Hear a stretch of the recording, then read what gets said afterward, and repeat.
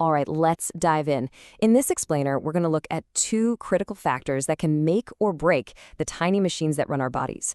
I'm talking about enzymes, and the two big players we're focusing on are temperature and pH. Think about it for a second. Right now, inside you, millions of chemical reactions are happening constantly. It's a beehive of activity. So this brings up a huge question. How on earth do all of these reactions happen fast enough to keep us, alive? Because here's the thing. On their own, most of these reactions would be incredibly sluggish, way too slow to support growth or movement or even thinking. Life as we know it needs a massive speed boost. To put it simply, nature needs an accelerator. And that is exactly what nature came up with. This brings us to the hero of our story, the enzyme. So, what is an enzyme? Well, at its core, it's a protein that acts as a biological catalyst. The best way to think of it is as a super efficient, reusable tool. It speeds up one specific reaction, and then, this is the amazing part, it comes out totally unchanged, ready to go to work again. The secret to an enzyme's specialty is a little pocket on its surface called the active site. This spot has a really unique three-dimensional shape, and it's perfectly designed to fit the one molecule it works on, which we call the substrate. The jigsaw puzzle analogy is perfect here. They're literally made for each other. The whole process is this simple, elegant little cycle. The substrate binds to the active site, the enzyme works its magic and helps the reaction along, and then the new product gets released. This leaves the enzyme totally free to do the whole thing all over again. And to really get a sense of the power we're talking about, check this out. The enzyme catalase can break down an incredible 40,000 molecules of hydrogen peroxide every single second. 40,000! That mind-boggling speed is what lets life happen in real time. But all this amazing efficiency, it's fragile. An enzyme's entire function depends on it holding its very specific shape, and something as simple as heat can be a major, major problem. You see, in the human body, enzymes have a sweet spot. They work at their absolute best at an optimum temperature of about 37 degrees Celsius. Sound familiar? It should. That's our normal body temperature. Our whole body is basically designed to maintain that perfect environment. So, what happens when that temperature changes?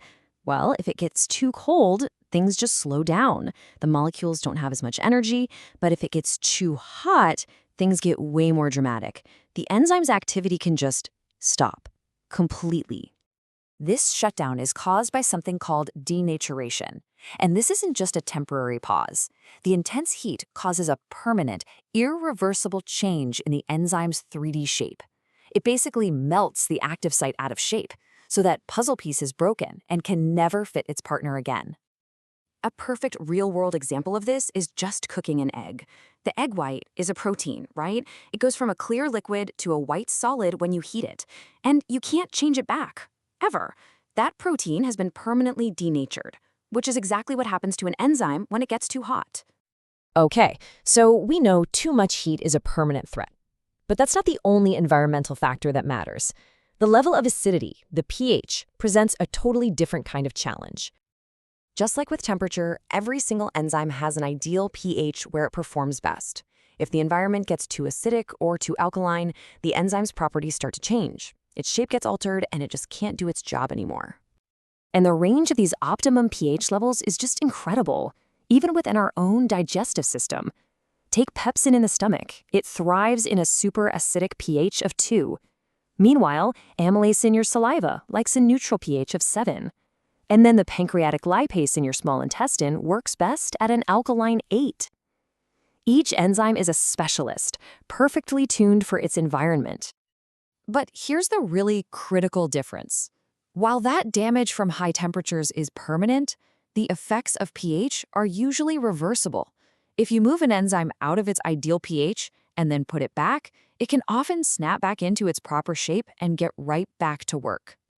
All of this really comes back to one big unifying idea. For an enzyme, its three-dimensional structure is absolutely everything. With that in mind, let's just quickly recap the main points. So, to sum it all up, enzymes are the protein catalysts that make life possible. Their function is totally determined by their specific 3D shape. Both temperature and pH can mess with that shape in a big way. And remember, high temperatures cause irreversible damage. That's denaturation. All this really highlights why maintaining a stable internal environment, what we call homeostasis, is absolutely essential for survival. So we've looked at how heat and acidity can disrupt these complex little biological machines. And that kind of leaves us with one final thought to chew on. If an enzyme's shape is really the key to everything it does, what other things, besides temperature and pH, could be out there disrupting these vital catalysts?